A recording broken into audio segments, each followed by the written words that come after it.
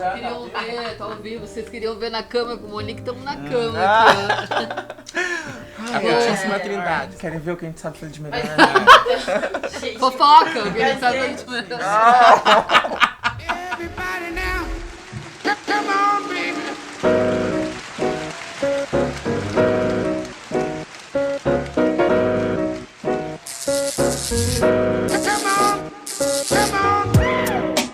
Eu sou Janara Siqueira e se não queira também, né? É o que tem.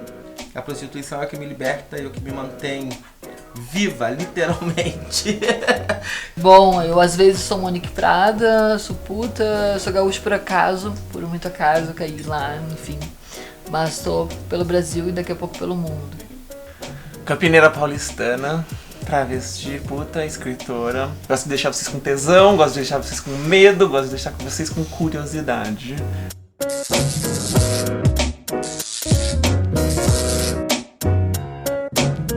Eu acho que no meu caso não foi nem que eu resolvi ser puta ativista. É, Eu acho que a coisa foi acontecendo, né? Eu ia dizer justamente isso. Você foi Ninguém vivendo tua escolhe. vida e de repente, quando você vê, você tá lá no meio do ativismo porque você tem que defender teus direitos, você tem que brigar por você. Todo mundo fala que toda travesti vai morrer de AIDS. Eu falei, então eu tenho que conhecer meu algoz, né? O vírus que vai me matar, etc e tal.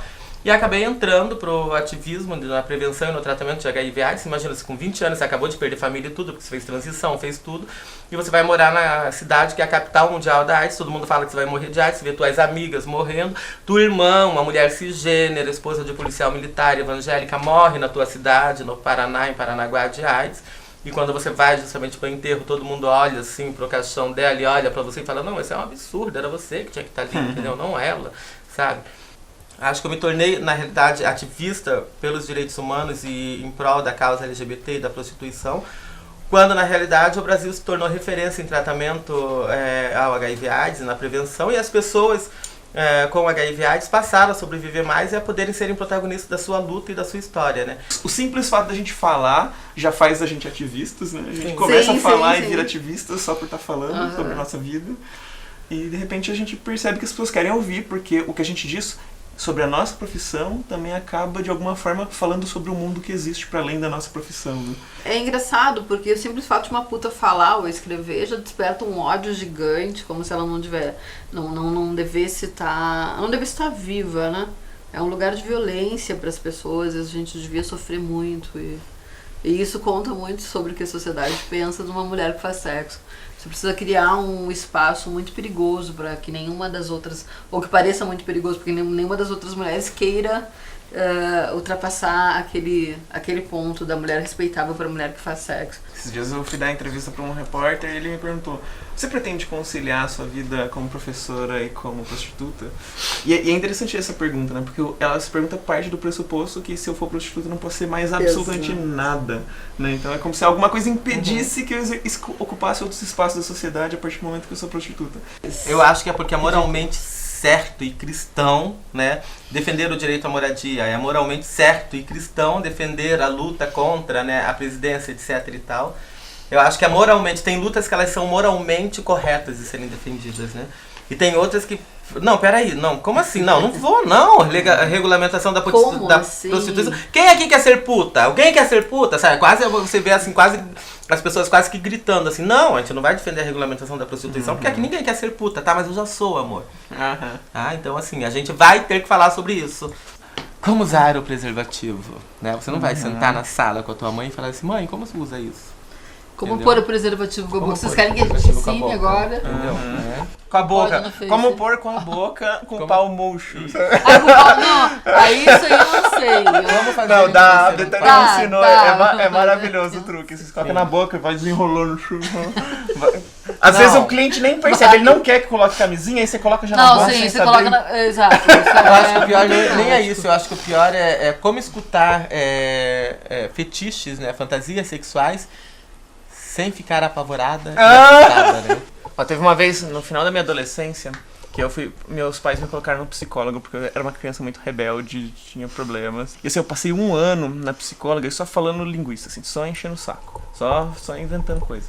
E aí, na última sessão, assim, quando eu sabia que não ia voltar mais, que meus pais falaram que estavam sem dinheiro, não tinha mais como, aí eu fui e falei pra psicóloga que eu era bissexual.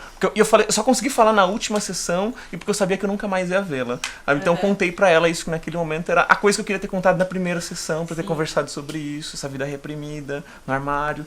Naquele momento eu só conseguia saber da questão bissexual, nem sabia ainda da questão trans e tudo. Aí, só que quando a gente tá na prostituição, as pessoas não tem essa de na última sessão ele vai te contar. Ele vai te contar já de cara, no telefone. Olha, eu tô aqui com a calcinha da minha filha, gostaria que você vestisse pra gente transar e fingindo que você é minha filha, pode ser? E aí você tem que lidar com isso, assim, você tem que ouvir isso e você tem que falar se você dá conta ou não. Mas é isso, sabe? As prostitutas o tempo inteiro, elas estão lidando com a sexualidade que o mundo criou, sabe? A gente tem noção de qual é essa sexualidade, até onde ela vai, o que ela é capaz de fazer, como é que ela gosta de ser saciada. Não me pergunta, oi amor, tudo bem? Me pergunta assim, quanto eu cobro? Entendeu? Se faz de E graça. se a gente pode marcar amanhã. Entendeu? Que Sabe? vai da coisa de achar que é aquela pessoa carente. Não, e o pior é quando eu acho. pergunto, não sei o que. Mas você mora onde? Eu moro na Zona Oeste, amor. Entendeu? Mas atendo sempre pelo centro do Rio, etc e tal. Ah, mas eu posso ir na tua casa? Esse Eu posso ir na fetiche tua? de Eu ir posso ir na casa, tua? né? Como você é grossa. Eu não te prometi casamento, nem falei pra você que ia me separar, que ia me apaixonar por você, não, entendeu? Em nenhum Sabe? momento disse isso tudo. Nenhum né? momento eu ouvi isso, eu só falei que eu era puta. Uma Qual coisa- foi a parte que você não entendeu? Que puta cobra? Uma coisa que eu Entendeu? vejo também muito é os clientes chegam e eles falam que eles querem te pedir em namoro ou se declaram pra você, e isso é uma forma deles quererem transar de graça. Então eles chegam e falam, não, você pode continuar atendendo, inclusive, pode ser uma relação aberta, eu só não quero mais pagar por isso. Mas as leis também tornam isso um problema, né? A lei sobre prostituição, ela nos põe num modo totalmente isolado e segregado. Sim, na França uma Então- prostituta não pode ter namorado, não pode ter marido nem nada que Sim, sim. sobreviva da Aqui também, prostituição, aqui a lei entendeu? também vai te dizer isso, É. né? Embora na prática você vai ter um... Sim. mas isso não é uma maneira de proteger as mulheres, não. Essa lei serve para nos segregar. Não, embora o próprio Estado Mas tem seja que capitão, né? ser Porque você levar uma porcentagem Sim, sobre sim, o trabalho tem uma das porcentagem prostitutas, e tal. a gente paga 20% da CBO. Take de tchau. Putíssima Trindade, um beijo Um beijo para as da travestis. Putíssima Trindade. Tchau. Tchau! Que não seja para sempre, até breve. Nos vemos por aí, nas esquinas do mundo, com as putas trans. Vocês estavam Uma ouvindo? poeta, né?